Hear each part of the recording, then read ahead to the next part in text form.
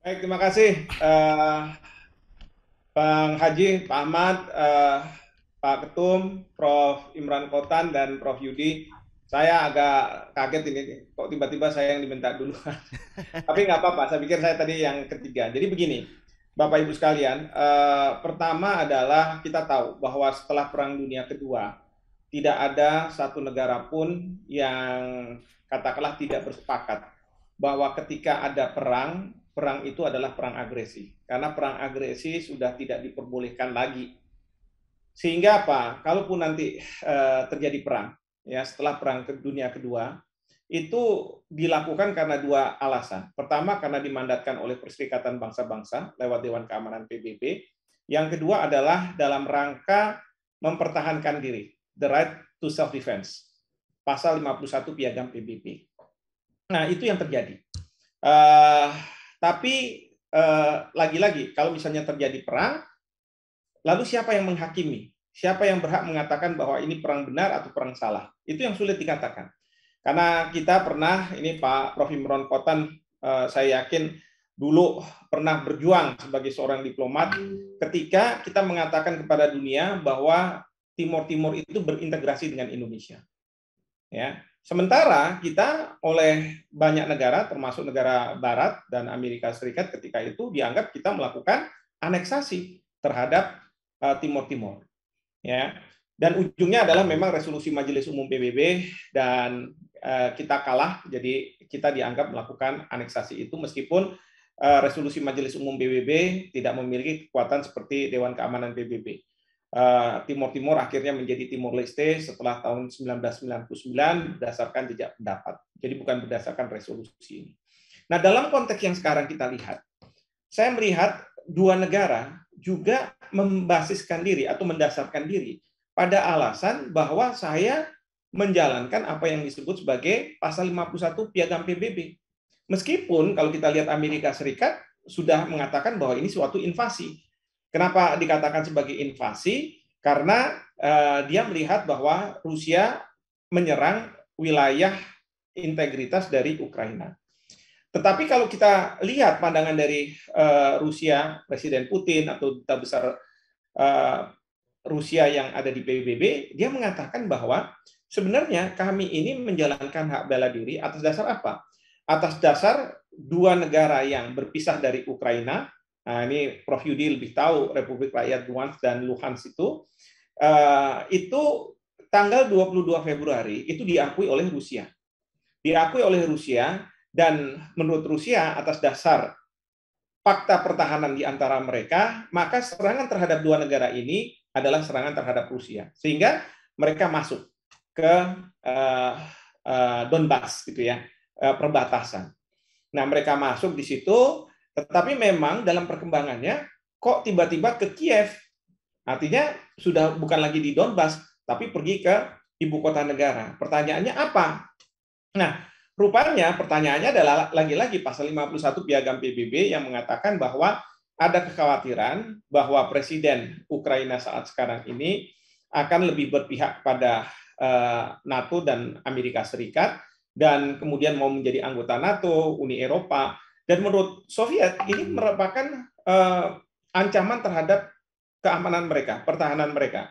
Karena mereka mendasarkan pada NATO yang terus melakukan ekspansi. Nah, ini yang terus kemudian dugaan saya kenapa Rusia masuk ke ibu kota negara karena sama seperti Presiden Amerika Serikat ya ke waktu Irak. Jadi Saddam Hussein itu diturunkan sama Amerika Serikat digantikan presiden yang berhaluan dengan dia. Atau misalnya Afghanistan juga seperti itu. Jadi diturunkan ini model-model yang mungkin diikuti ya bukan hal baru tapi presiden jadi hal yang diikuti presiden buruk tapi karena Amerika waktu itu nggak ada yang menghakimi ya jadi sah-sah saja kayak kira-kira seperti itu belum lagi Noriega presiden Panama juga langsung diambil karena waktu itu berkaitan dengan apa memfasilitasi peredaran narkoba dan lain sebagainya. Nah, jadi dari sisi Rusia seperti itu perang ini. Sementara kalau dari sisi Ukraina itu jelas mengatakan bahwa kami juga pasal 51 Piagam PBB karena kami tidak terima kalau misalnya Donetsk dan Luhansk itu mendeklarasikan menjadi sebuah republik dan kemudian diakui oleh Rusia. Belum lagi Rusia yang menyerang kami, kira-kira gitu. Menyerang dalam artian kalau Rusia mengatakan kan dua republik baru ini yang 8 tahun sudah mengalami serangan dari Ukraina, mungkin tindakan polisionil.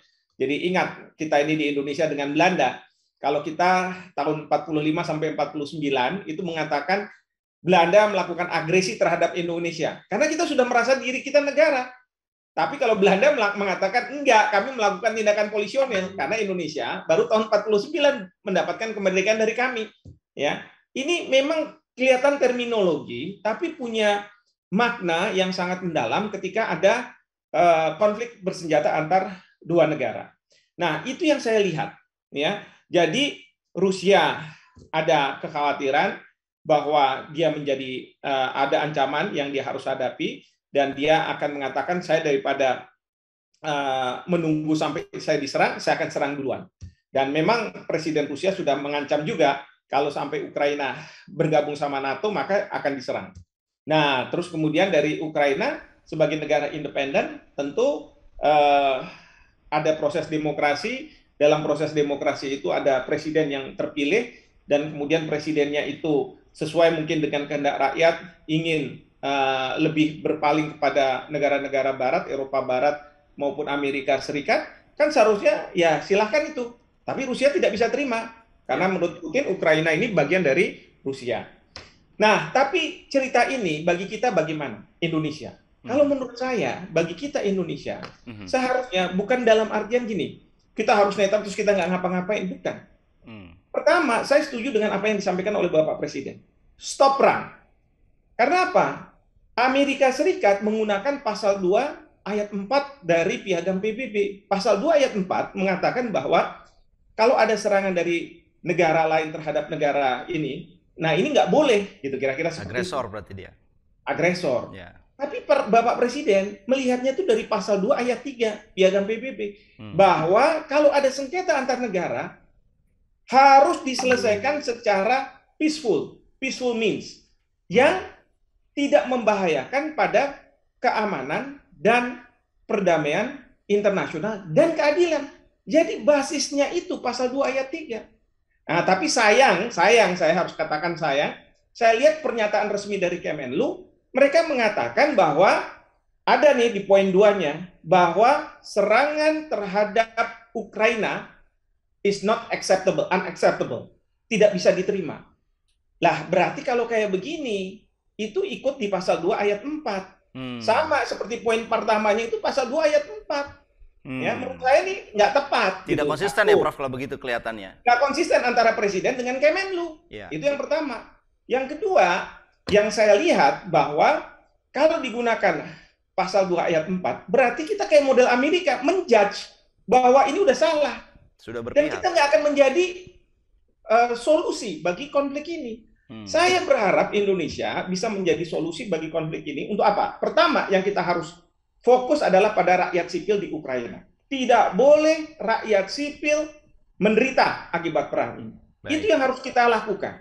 Yang kedua, kita harus lakukan apa? Dorong supaya dua negara ini bisa menyelesaikan dengan cara-cara damai antar mereka. Kita bisa menjadi fasilitator. Tapi kalau kita sudah mengatakan bahwa serangan ini unacceptable, berarti kan ya berpihak kita. Ya, walaupun mungkin dari teman-teman di Ukraina mengatakan wah kurang keras gitu kan. Sementara dari Rusia bilang, "Oh, kamu udah terlalu keras." Jadi udah jadi apa namanya dispute sendiri. Serba salah ya, Prof, kalau begitu ya. Serba salah. Serba salah. Padahal kita tahu bahwa yang kita ingin cegah itu adalah perang ini meluas. Karena Presiden Putin sudah mengatakan, sekali ada negara-negara yang mau terlibat dalam perang ini, maka saya siap dengan senjata nuklir saya. Nah, ini yang kemudian kemarin kalau kita ikuti Presiden Joe Biden dalam State of the Union Address, dia mengatakan bahwa Amerika Serikat tidak akan masuk ke Ukraina. Kalaupun ada pasukan yang disiapkan di border-border yang di NATO, itu dalam rangka kalau misalnya NATO diserang, maka kita akan masuk. Jadi kira-kira seperti itu.